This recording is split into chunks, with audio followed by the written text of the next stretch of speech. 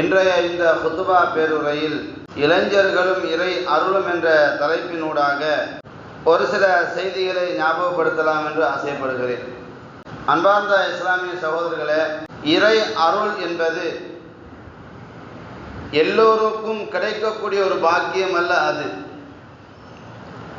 அல்லாஹ் யாரை தேர்வு செய்கிறானோ அவர்களுக்கு மாத்திரமே அந்த பாக்கியத்தை அல்லாஹ் தஆலா கொடுத்து விடுவான். நாம் வெறுமனே பிறப்பால் முஸ்லிம்களாக பெயர்களை சூட்டிக்கொண்டு வாழ்ந்து விடலாம். பிறப்பால் முஸ்லிம் என்பதற்காக பெயரை அரபியில் வைத்துக் கொண்டதற்காக அருள் செய்யப்பட்ட அந்த வாலிபர்களாக நாங்கள் மாற்றம் பெறுவோமா என்று கேட்டால் நிச்சயமாக சான்ஸே கிடையாது. அருள் என்பது, அல்லாஹ்வுடைய திருப்தி என்பது, அல்லாஹ்வுடைய நேர்வழி என்பது அல்லாஹ் குறிப்பிட்ட அடியார்களுக்கு தேர்வு செய்து கொடுக்கக்கூடிய விஷயம். அதை அடைந்து கொள்ள முயற்சி பண்றவங்க மிக கடும் முயற்சிகளை மேற்கொள்ள வேண்டும். சாதாரணமாக பேசுவதன் ஊடாக கூட கிடைத்து விடாது. மதரசாவில் படித்தார் என்பதற்காகவும் கிடைத்து விடாது. எனது வாப்பா மௌலவி, எனது உம்மா மௌலவி, என் பரம்பரை மௌலவி என்பதற்காகவும் அது கிடைத்து விடாது. நபியுடைய மகன் என்பதற்காகவும் கிடைத்து விடாது. அந்த இளமை பருவம் அருளான விஷயம் அல்லாஹ் யாருக்கு நலவை நாடுகிறானோ அவர்களுக்குத்தான் அதை பயன்படுத்தக்கூடிய சந்தர்ப்பம் கிடைக்கும். அன்பார்ந்த இஸ்லாமிய சகோதரர்களே, இந்த இஸ்லாமிய மார்க்கத்தை வளர்ப்பதில், இஸ்லாமிய மார்க்கத்தை மக்களுக்கு மத்தியில் ஒளிர பெற செய்வதில், இதை மக்களுக்கு மத்தியில் பிரச்சாரம் செய்வதில் அல்லாஹ்வும் அல்லாஹ்வுடைய தூதரும் தேர்வு செய்தவர்கள் இளைஞர்கள் தான். இளமை பருவம் என்பது யாருக்கும் கட்டுக்கடங்காமல் என் மனசுக்கு எது செறிந்து படுதோ அதை மட்டும்தான் நான் செய்வேன் என்ற கொள்கையோடு பயணிக்கக்கூடிய ஒரு பருவம் தான் இளமை பருவம், வாலிப பருவம். அதுக்கு முன்னாடி ஒரு பருவம், அதுக்கு பின்னாடி ஒரு பருவம் இருக்குது. இளமை பருவம் என்பது நம்மை ஒருத்தர் வழிகாட்ட வேண்டும்.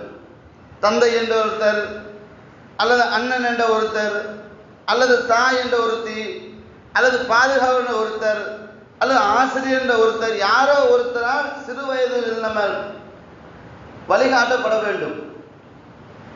அதே போன்று முதியவரை பொறுத்த வரைக்கும் எல்லாம் ஆடி ஓய்ந்து போன காலம், எதுக்கும் பிரயோஜனம் இல்லாத ஒரு நிலைமையாக தன்னைத்தானே ஆக்கிக் கொள்வார்கள். அப்ப முதுமையிலும் பெரிய ஒரு சாதனையாளர்களாக மாற முடியாது. ஆனால் இந்த வாலிபம் என்பது 15 வயதிலிருந்து 40 வயது வரைக்குமான இந்த பருவம் என்பது யாருடைய சொல்லுக்கு மேக்சிமம் கட்டுப்படாது. என் தலைவனுக்கு தான் நான் உசுரை கொடுப்பேன், அவளுக்கு தான் உசுரை கொடுப்பேன், இவளுக்கு தான் உசுரை கொடுப்பேன்னு நாங்களாக ஒன்று என்ன செய்வோம், திட்டமிட்டு போய்கொண்டே இருப்போம். இது நலவா, இது கெடுதியா, அதெல்லாம் பார்க்க மாட்டோம். இந்த வயசு என்பது, டீனேஜ் வயசு என்பது எதை சாதிக்கும் வயசு அப்படின்னு நாங்களாக ஒன்று கிரியேட் பண்ணிக்கொண்டு அதில் பயணிப்போம். அன்பார்ந்தவர்களே,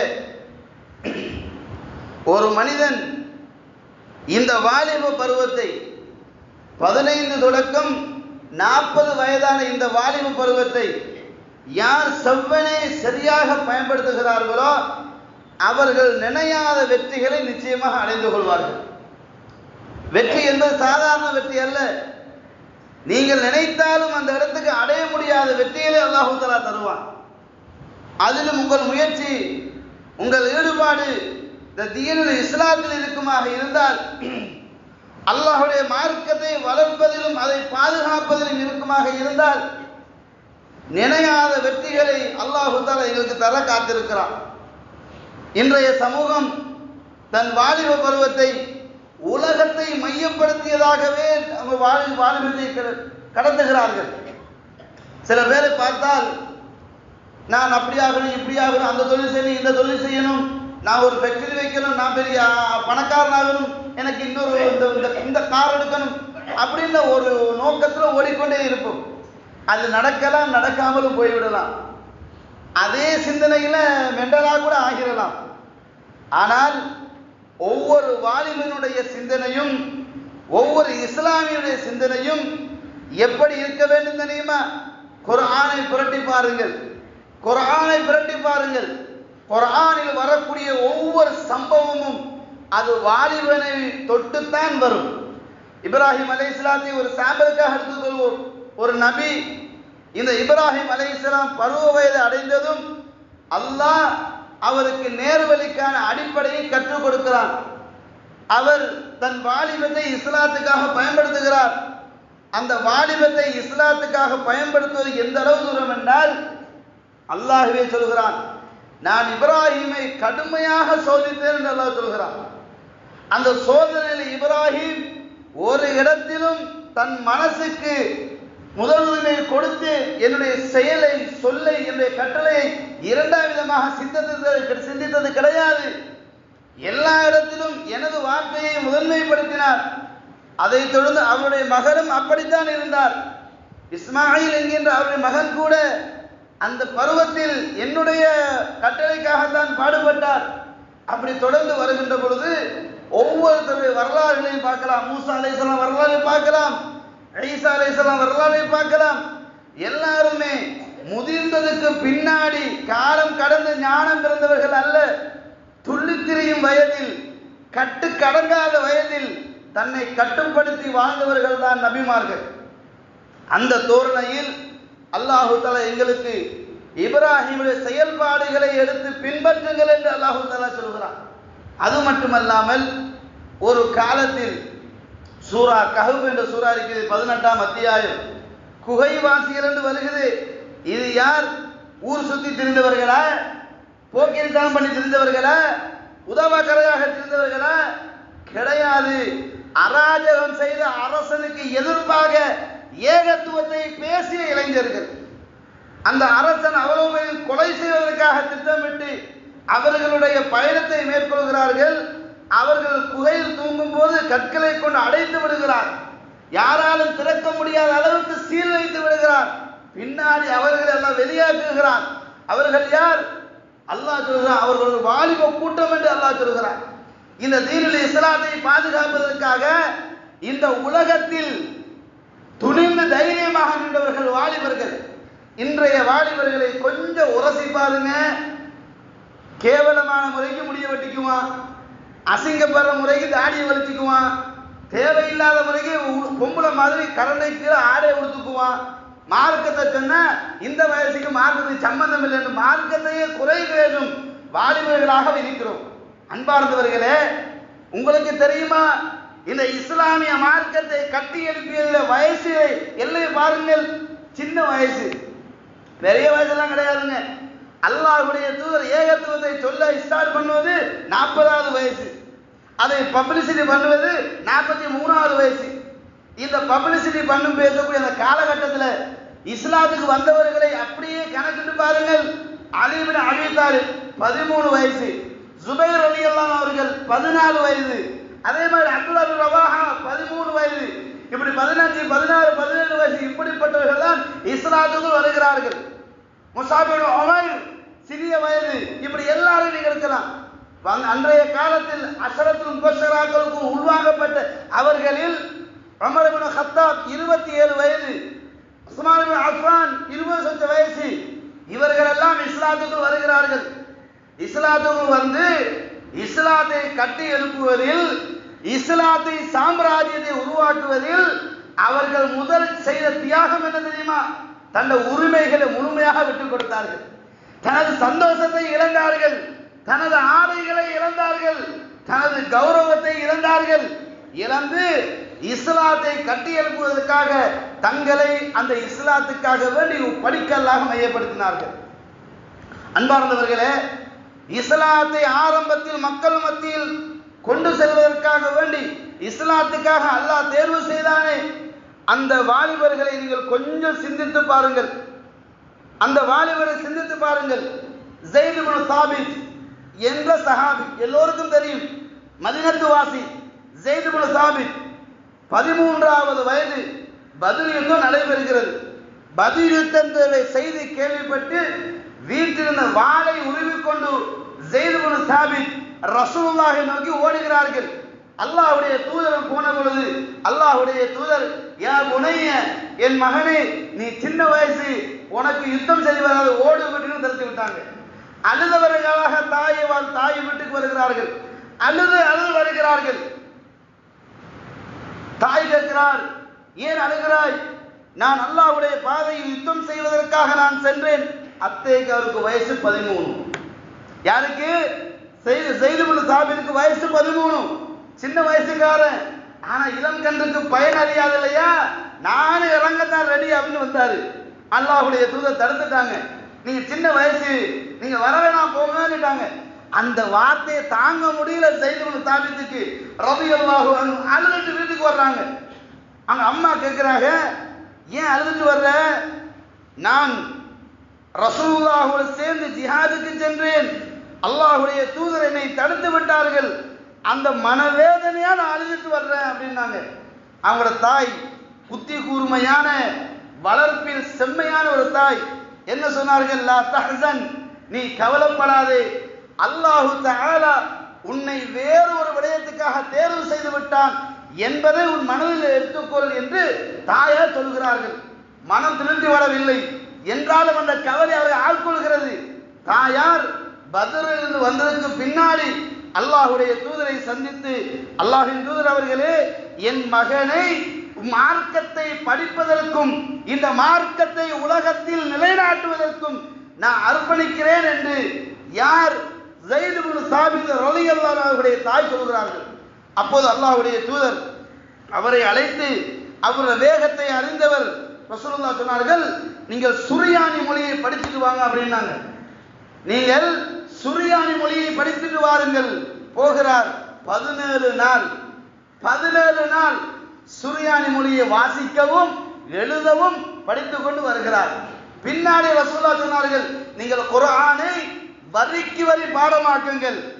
ரசூலுல்லாஹ் தனது பக்கத்தில் அவரை வைத்துக் கொள்வார்கள். அதாவது மொழிபெயர்ப்புக்காக வேண்டி நீங்க நம்மளோட இருந்துக்கணும் அப்படி ரசூலுல்லாஹ் பக்கத்திலே வச்சுட்டாங்க. தன்னுடைய பர்சனல் செக்யூரிட்டியாக யாரை வைத்தார்கள்? ஸைத் இப்னு சாபித்தை வைக்கிறார்கள் ரலியல்லாஹு அன்ஹு. இத்தேக்கும் அவர் சின்ன வயசுக்காரர். பின்னாடி பாருங்கள் இவரை, ரசூலுல்லாஹுடைய மரணம், அதற்கு பின்னாடி யமாமா யுத்தம். அந்த யுத்தத்தின் போது இவருக்கு பெரிய வயதெல்லாம் கிடையாது, வாலிபராக இருக்கிறார். யுத்த களத்துக்கு வாழேந்து நிற்கிறார். அப்போது சஹாபாக்கள் அதிகமான பேர் கொலை செய்யப்படுகிறார்கள். அந்த கொலை செய்யப்பட்ட பொழுது உமர் இப்னு கத்தாப் ரலியல்லாஹு அன்ஹு அவர்கள் கலீஃபா அபூபக்கர் சித்தீக் ரலியல்லாஹு அன்ஹு அவர்களிடத்தில் வந்து குர்ஆனை ஒன்று சேர்க்க வேண்டும் என்கின்ற ஐடியாவை கொடுக்கிறார்கள். மறுத்து விடுகிறார்கள், தெளிவுபடுத்துகிறார்கள். பின்னாடி இந்த இடத்துக்கு யாரை செலக்ட் பண்ணுவது என்கின்ற கேள்வி எழுகிறது. அன்பார்ந்தவர்களே, அன்றைக்கு குர்ஆன் பாதுகாப்பதற்காக செலக்ட் பண்ணப்பட்ட ஒரே ஒரு யார் தெரியுமா? இந்த ஸைத் இப்னு சாபித் ரலியல்லாஹு அன்ஹு அவர்கள். உலகத்துக்கே அல் குர்ஆனை பாதுகாத்து தொகுத்து கொடுக்கும் பொறுப்பை அல்லாஹ் தஆலா இந்த வாலிபுடைய கையில் கொடுக்கிறார். அதான் பத்ர் யுத்தத்துக்கு அல்லாஹ் தடுத்து வருகிறார். தாயாரும் சமாதானப்படுத்தினார்கள். மொழிகளை கற்று தேர்ந்தவர், பேச்சாற்றில் வல்லவர், வாழ்வீச்சில் வல்லவர். ஆனால் அல்லாஹ் அவரை தேர்வு செய்தது இந்த குர்ஆனிய சமூகத்தை உருவாக்க வேண்டும் என்ற ஒரே ஒரு காரணத்துக்காக இந்த சாபித்தை அல்லாஹ் அப்படியே பிற்போடுகிறார். இந்த யுத்தத்தில் களத்தில் குதித்தாலும் அல்லாஹ் அவரை யுத்தத்துக்காக தயார்படுத்தவில்லை. அவரை மரணத்தில் உச்சத்தை அடைய வைத்தான். அவருடைய மரணம் யாராலும் வீடு கொடுக்க முடியாத மரணத்தில் உச்சத்தில் இருந்தார். அவரை அழைத்து பேசுகிறார்கள். அந்த ஷபாப், நீ ஒரு வாலிபனாக அல்லாஹு அக்பர் கூப்பிட்டு சொல்கிறார்கள். அபூபக்கர் சித்தீக் ரலியல்லாஹு அன்ஹு அவர்கள் சொல்கிறார்கள், இன்னக ஷபாபுன் ஆகிலுன், நீ ஒரு வாலிபன், புத்தி கூர்மையானவன், உன்னிடத்தில் இந்த குர்ஆனை ஒன்று சேர்க்கும் பொறுப்பை தருகிறேன். அல்லாஹு அக்பர். வேறு சஹாபாக்கள் இல்லையா? ஆனால் ஒரு தாயின் துஆ, ஒரு வாலிபனுக்கு ஒரு தாயின் துஆ கட்டாயமான ஒன்று. அன்பார்ந்தவர்களே, எங்க தாய்மார் நமக்கு எப்படி துஆ செய்யணும்? நம்ம தாய்மாரை நம்ம எப்படி வளர்க்கணும், இந்த தாய் அதுக்கு முன் உதாரணம். அல்லாஹ்வுடைய மார்க்கத்தை பாதுகாப்பதற்காகத்தான் நீ உலகத்துல வாழ்ற என்று சொல்லி தைரியப்படுத்தினாள் அந்த தாய். இன்னைக்கு நம்ம தாய்மார் அப்படி பார்க்கிறோமா, நம்ம வாப்பாமார் அப்படி பார்க்கிறோமா?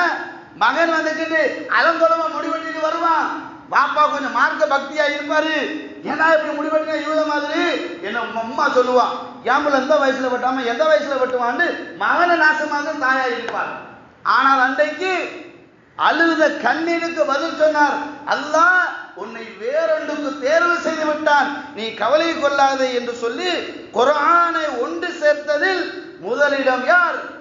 அல்லாஹ்வுடைய தூதரால் பதிலை விட்டு விரட்டப்பட்டவர், அல்லாஹ்வுடைய தூதரால் மொழியாக்கம் செய்வதற்காக பயிற்றுவிக்கப்பட்டவர், அல்லாஹ்வுடைய தூதரால் தேர்வு செய்யப்பட்ட ஒருத்தர் தான் இந்த சாபித், அதாவது ஸைத் இப்னு சாபித்.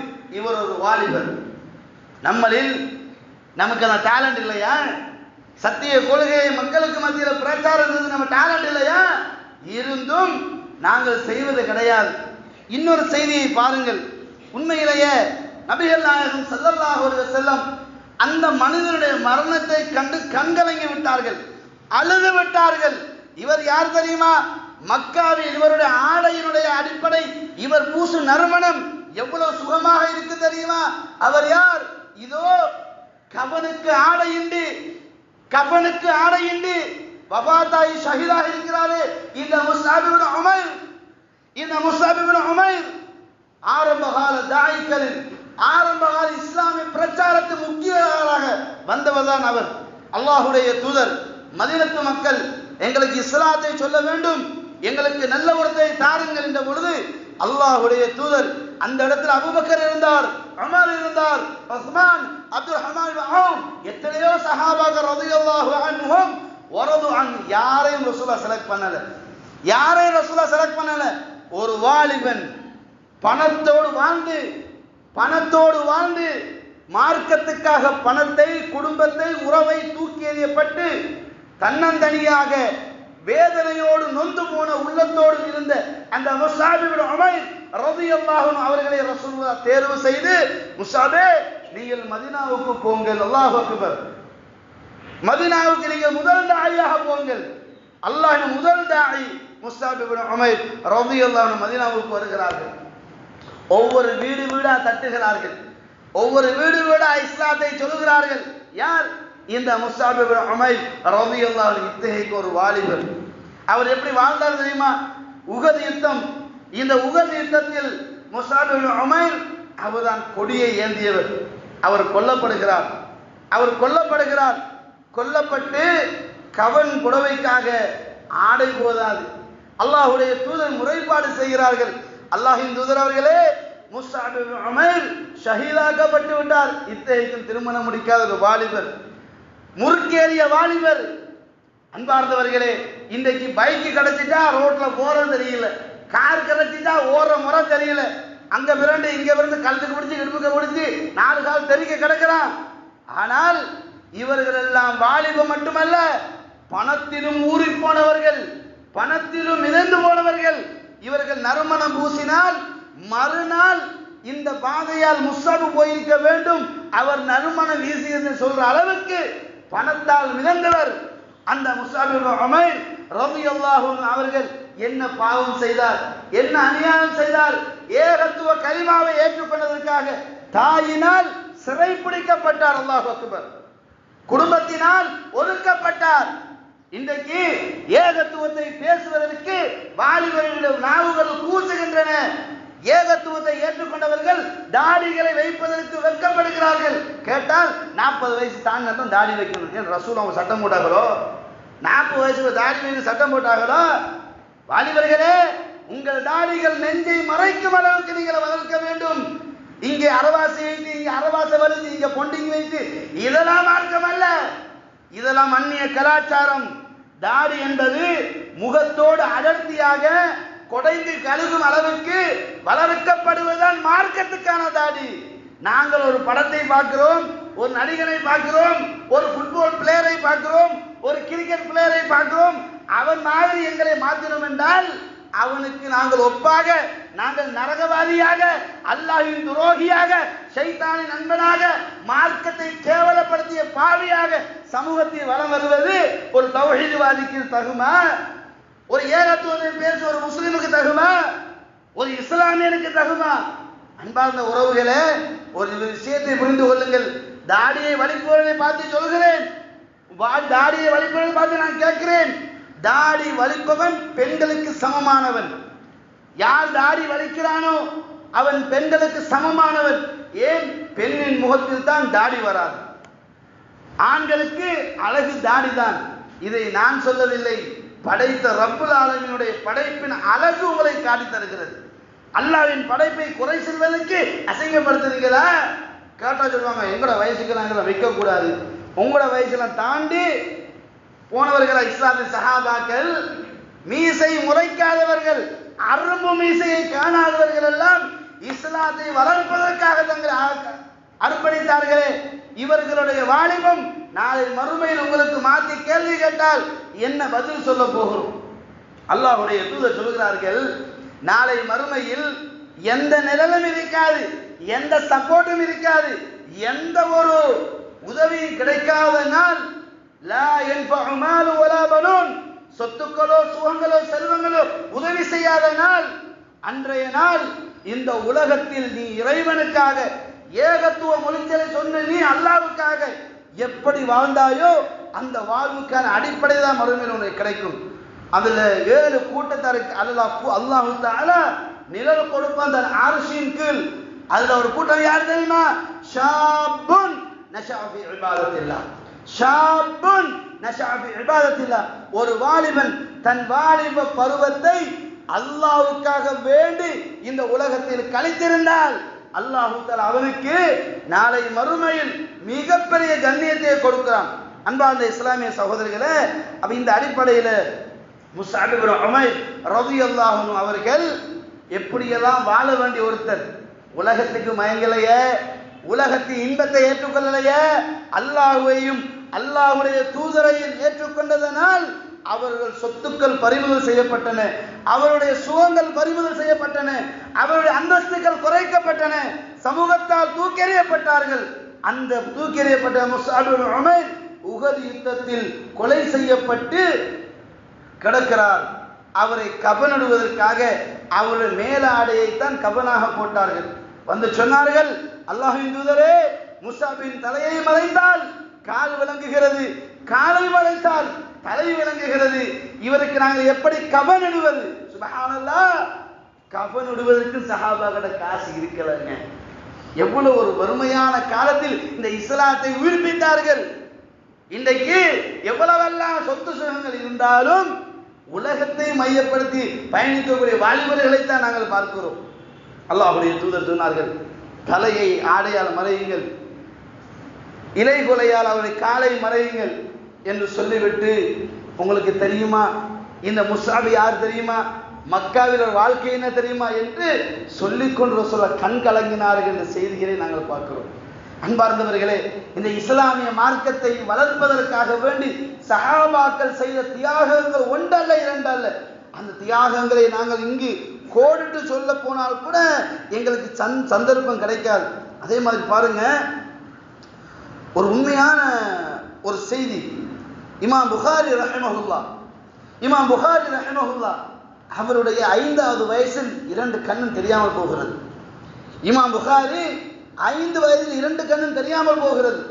அந்த தாயார் அழுது கொண்டு அல்லாஹ்விடம் முறைப்பாடு செய்கிறார், யா ரப், என் மகனுடைய கண் பார்வையை திருப்பி தருவாயாக இருந்தால் என் மகனை உன் மார்க்கத்தின் பாதுகாவலனாக நான் மாற்றுகிறேன் என்று சவால் விடுகிறார். என் மகன் கண் போச்சு, என் மகன் கண் பார்வையை திருப்பி தரணும் என பிறவிக்குடன் கிடையாது. இடையில ஏதோ ஒரு விவரம் கண் போச்சு. என்ன சொல்றாங்க? என்னுடைய மகனுடைய கண் பார்வையை திருப்பி தந்தால் என் மகனை உன் மார்க்கத்தின் பாதுகாவலனாக நான் வளர்க்கிறேன் என்று அல்லாஹ்விடத்தில் அந்த தாய் சபதம் எடுக்கிறார். அல்லாஹ் இந்த சபதத்தை ஏற்று இமாம் புகாரிக்கு அல்லாஹ் 2 கண்களையும் பார்வை உள்ளதாக மாற்றி விடுகிறார். அந்த தாயார் புகாராவில் இருந்து மதீனாவுக்கு வருகிறார்கள், ஹஜ்ஜை முடிக்கிறார்கள். இத்தேக்கு வயசு 16. சுப்ஹானல்லாஹ், 16 வயது.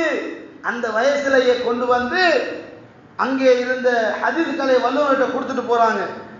என்னுடைய மகனை நீங்கள் பார்த்து கொள்ளுங்கள், இவனை நான் மார்க்கத்துக்காக அர்ப்பணித்து விட்டேன் என்று சொல்லிட்டு இவர் அவருடைய ஹதீஸ் கலையை படிக்கிறார்.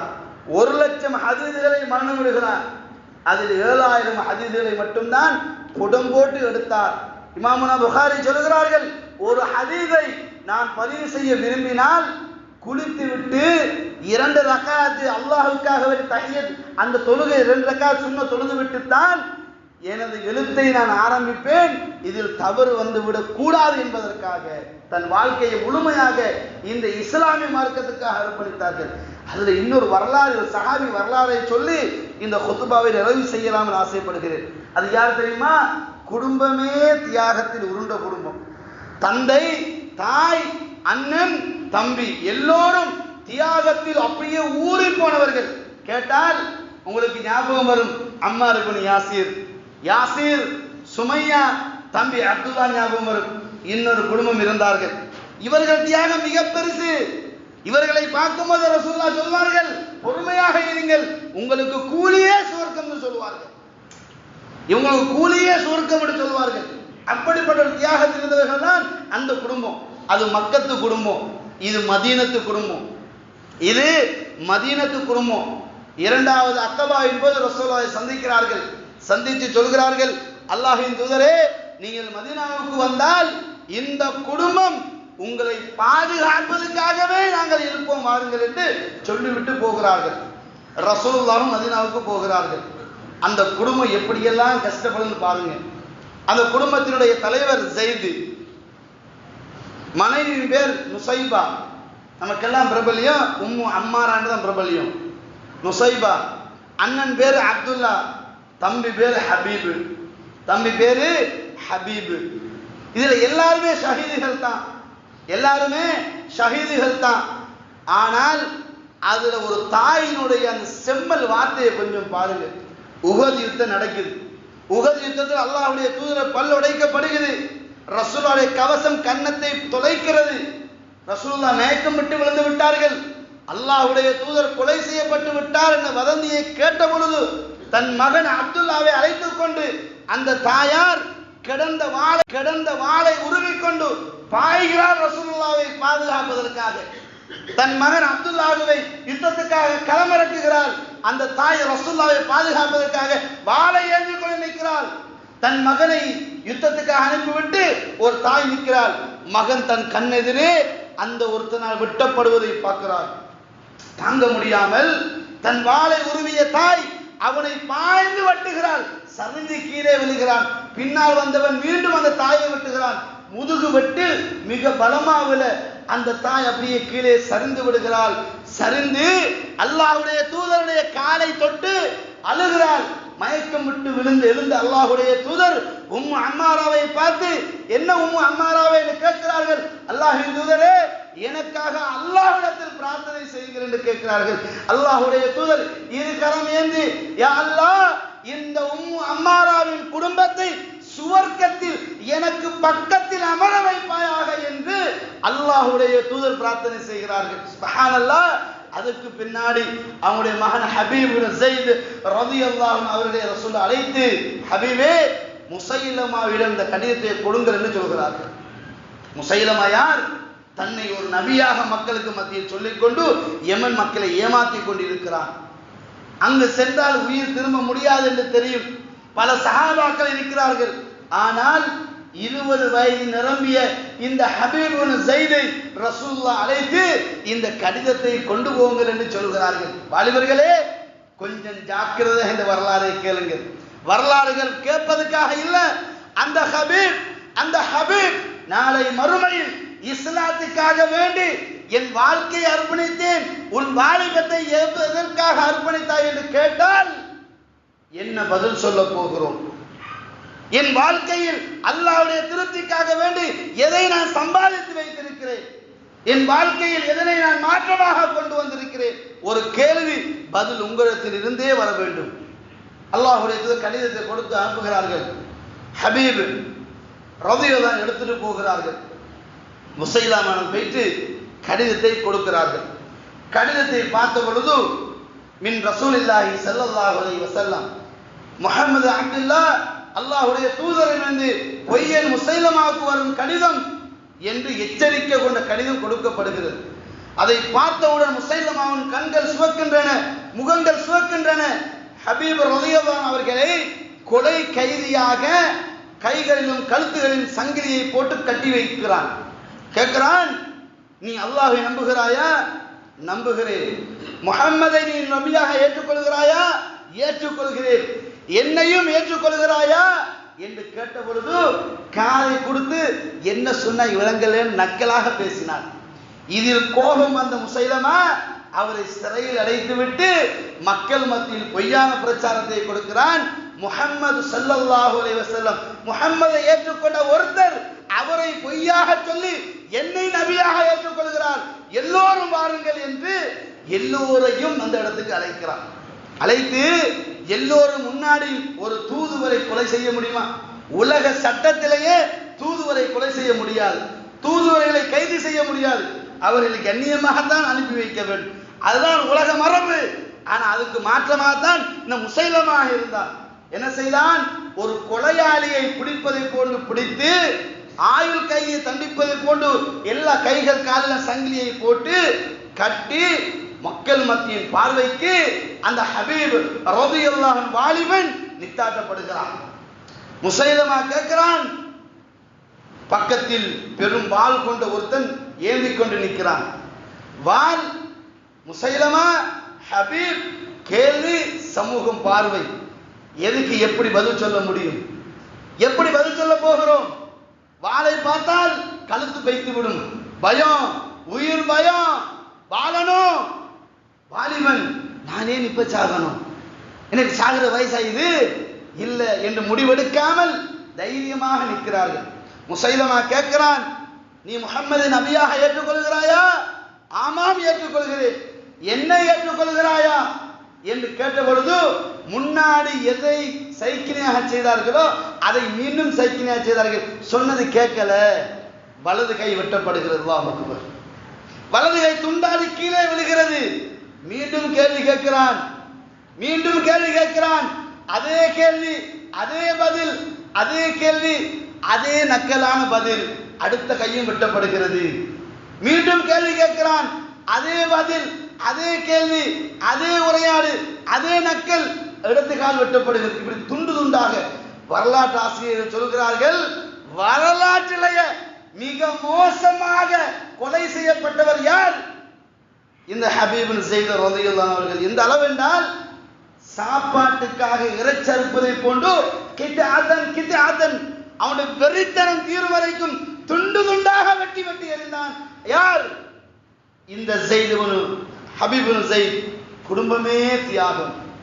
வாலிபர்களே, கொஞ்சம் யோசித்து பாருங்கள், கொஞ்சம் யோசித்து பாருங்கள். அல்லாஹ் நம்மளை அப்படியெல்லாம் சோதிக்கல, அல்லாஹ் அப்படியெல்லாம் சோதிப்பதற்கான காலத்தை நமக்கு தரல. அல்லாஹ் சொல்கிறான், படித்ததை வாழ்க்கையில் நடைமுறைப்படுத்துங்கள், அந்நிய மார்க்கத்துக்கு ஒப்பாகி விடாதீர்கள், 5 நேரம் தொழுகையை நிலைநாட்டுங்கள், சத்தியத்தை மக்கள் மத்தியில் எடுத்துச் செல்லுங்கள். வாலிபர்களே, உங்கள் கைகளில் கொடுக்கப்பட்ட மார்க்கம் உங்களாலேயே சிதறடிக்கப்படும் என்றால், உங்களாலேயே கேவலப்படுத்தப்படும் என்றால், இதை விடவும் ஒரு கொடூரமான சமூகம் இந்த மார்க்கத்துக்கு யாராக இருக்க முடியும்? அன்பார்ந்தவர்களே, பிள்ளைகளை வளர்க்கும் போது சஹாபாக்கள் பெயர்களை வைப்பது பெரிதல்ல. அந்த சஹாபி எதற்காக வேண்டி இந்த உலகத்தில் வாழ்ந்தார், எதை சாதித்தார், எதன் அடிப்படையில் உலகத்தை விட்டு மறுமையில் சந்திக்க அல்லாஹ்விடம் போனார் என்ற வரலாறுகளை ஊர்க்கமாகவும் முதன்மைப்படுத்தியும் சொல்ல வேண்டும். எனவே அன்றைய சஹாபாக்கள் இறை அருள் பெற்றவர்கள். இறை அருளை அருளாக எடுத்து இந்த உலகத்தை துறந்து மறுமையை வாழ்க்கையாக எடுத்தார்களே, அப்படிப்பட்ட வாழ்க்கையை எல்லாம் வல்ல அல்லாஹு தஆலா நம் அனைவருக்கும் தந்தருவானார். அதுல பாருங்க, பத்ர் யுத்தம் நடந்து முடிஞ்ச அந்த காலப்பகுதி, ஹாரிஸா ரலியல்லாஹு அன்ஹா அவர்களுடைய தாய் ரசூலுல்லாஹை சந்திக்க வருகிறார்கள். வந்து சொல்கிறார்கள், அல்லாஹ்வின் தூதர் அவர்களே, என்னுடைய மகன் வாலிபன் ஹாரிஸா உங்களோடு யுத்தத்துக்கு வந்தார், ஆனால் அவர் திரும்பி வரவில்லை. திரும்பி வரவில்லை என்பதை விடவும் அவருடைய முடிவு என்ன என்பதை நான் அறிந்து கொள்ள ஆசைப்படுகிறேன். நீங்கள் சொல்லும் வார்த்தை தான் எனக்கு ஆறுதலாக அமைய போகிறது. என்னுடைய மகனுடைய முடிவு என்னவாக இருக்குது என்று ஒரு தாய் கேட்கிறார்கள். சுப்ஹானல்லாஹ், யோசித்து பாருங்கள். இந்த தாய்மார் மனசெல்லாம் எப்படி இவ்வளவு தூரம் மார்க்கத்துக்காக வேண்டி அவ்வளவு இறங்கி போனது ஞாபகம் நமக்கு தெரியலைங்க.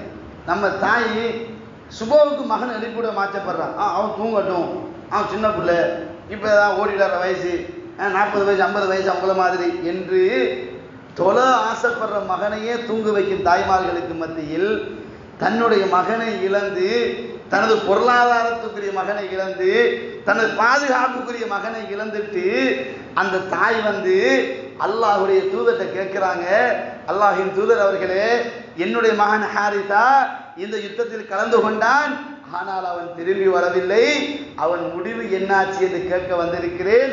என்னை கவலைப்படுத்துவதும் என்னை சந்தோஷப்படுத்துவதும் உங்கள் வார்த்தையில் இருக்கு அல்லாஹின் தூதரே, என் மகன் என்னாச்சு என்று கேட்ட பொழுது அல்லாஹுடைய தூதர் சொன்னார்கள், யா உம்ம ஹாரிதா, உம்ம ஹாரிதாவை நீ கவலைப்பட வேண்டாம், உன் மகன் சுவர்க்கத்தில் ஹூர்லிங்களோடு விளையாடி கொண்டிருக்கிறார். அல்லாஹ் அக்பர், அல்லாஹ் அக்பர். யோசித்து பாருங்க, ஒரு தாய் தன் மகனுடைய முடிவை கேட்டு வருகிறாள். அல்லாஹ்வுடைய தூதர் சொல்கிறார்கள், உனது மகன் இந்த உலகத்தை விட்டு பிரிந்தானே தவிர நிரந்தரமான சுவர்க்கத்தின் கன்னிகளோடு விளையாடி கொண்டிருக்கிறான், அவன் சுவர்க்கவாதி என்ற செய்தியை கேட்ட பொழுது அந்த தாய் சந்தோஷத்தில் அழுதுவிட்டு அல்லாஹ்வுக்கு துதி செய்துவிட்டு அல்லாஹ்வை புகழ்ந்து விட்டு அந்த தாய் அந்த இடத்தை விட்டு போகிறார் என்றால், நம்ம தாய்மாருடைய உள்ளங்கள், நமது வாழ்க்கையின் முடிவுகள், நமக்கு கடைசியாக நம்ம இருக்க வேண்டிய தேவைகள் சுவர்க்கம்.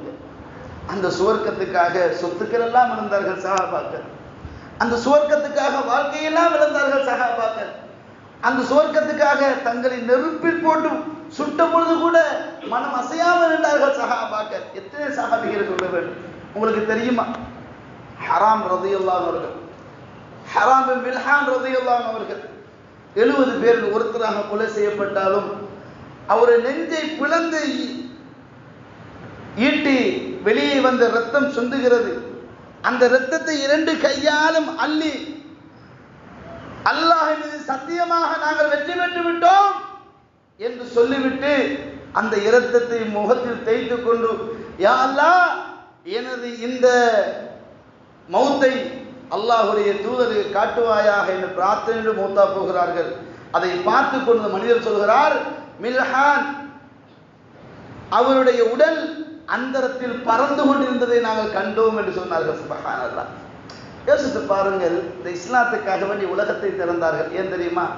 அல்லாஹ் சொல்றான் ஒரு வார்த்தை, வலல் ஆகிரத்து கைரும் வ அபகா. இந்த உலகம் நிரந்தரம் அல்ல, திடீரென்று மௌத்து வந்து விடலாம். மரணிக்கும் தருவாயில் என் ரப்பின் திருப்திக்கு என் வாழ்க்கை அமைத்தேனா என்ற ஒரு கேள்வியை ஒவ்வொருத்தரும் கேட்டுக்கொள்வோம். எல்லாம் வல்ல அல்லாஹு தஆலா நல்லடியார்கள் கூட்டத்தில் நம் அனைவரும் சேர்க்க வேண்டும். எந்த இறையருள் அவர்களை சுவர்க்கத்தில் கொண்டு சேர்த்ததோ அதே இறையருள் எங்கள் அனைத்து வாலிபர்களையும் அது உள்வாங்கிக் கொள்ள வேண்டும். இந்த கிராமத்தில், இந்த நகரத்தில் ஷிர்க்கை ஒழித்து பித்ஆவை அழித்து ஏகத்துவ பிரச்சாரத்தில் ஒவ்வொரு வாலிபனும் உயிர் மூச்சியாக வர வேண்டும். ஒவ்வொரு பேச்சும் ஏகத்துவ முழக்கமாக இருக்க வேண்டும். பித்ஆக்கள் அழிக்கப்பட வேண்டும், ஷிர்க்குகள் ஒழிக்கப்பட வேண்டும். அந்நிய கலாச்சாரங்கள் இஸ்லாமிய சமூகத்தை விட்டு வேறு புடுங்கி எறியப்பட்டு ஏகத்துவத்தில் இஸ்லாமிய கலாச்சாரம் மேலோங்க வேண்டும். அதற்காக அருள் பெற்றவர்கள் யாரோ அவர்களை அல்லாஹ் நிச்சயம் தேர்வு செய்வான். அதில் ஒவ்வொருத்தரும் யா அல்லாஹ் என் பேரை சேர்த்துக்க, என் பேரை சேர்த்துக்க என்று தொழுகையில் துஆ கேட்டு ஏகத்துவ கலிமாவை உலகத்தில் வேறு ஒன்று செய்த வாலிபர்களில் நம் அனைவரையும் அல்லாஹு தஆலா சேர்த்தருவானாக. ஹாதா இல்மி வல் இல்மு இன்தல்லாஹ்.